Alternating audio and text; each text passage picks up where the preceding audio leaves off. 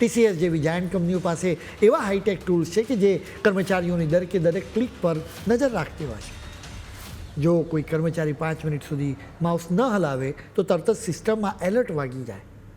કંપનીના મેનેજમેન્ટને બધી જ ખબર હોય છે કે કોણે કેટલું કામ કર્યું અને કોણે કઈ વેબસાઇટ ખોલી. લંચ બ્રેકમાં જો કોઈ કર્મચારી 5 મિનિટ પણ વધારે સમય બગાડે ને તો પણ ડિજિટલ જાસૂસોને બધું દેખાઈ જાય.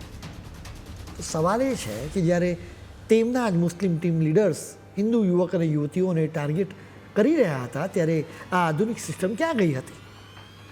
જ્યારે નમાઝ અને નિકાહ માટે દબાણ કરવામાં આવતું હતું ત્યારે કંપનીના ટ્રેકર્સ કેમ શાંત હતા? હિન્દુ દીકરીઓ પર બળાત્કાર ગુજારવામાં આવ્યા અને ચેટ પર ધર્માંતરણના પ્લાનિંગ થતા રહ્યા છતાં આ હાઈટેક સોફ્ટવેર સ્લીપ મોડમાં કેમ જતું રહ્યું? વર્ષ 2022થી આ હિચકારું કૃત્ય અહીં સતત ચાલતું રહ્યું, પરંતુ કંપનીના મેનેજમેન્ટની આંખો પર જાણે પાટો બંધાયેલો હતો. આશ્ચર્યની વાત તો એ છે કે જ્યાં સુધી પોલીસ તપાસ કરવા ન પહોંચીને ત્યાં સુધી કંપનીને કશું જ દેખાયું નહીં. જે કંપની કર્મચારીની પડેપડની હિલચાલનો હિસાબ રાખે છે તે પોતાના જ કેમ્પસમાં ચાલી રહેલા ભયાનક ખેલથી અજાણ હોવાનો ડોંગ કરી રહી છે. આ માત્ર સિસ્ટમની નિષ્ફળતા નથી, પરંતુ જાણી જોઈને કરાયેલી ઉપેક્ષા છે.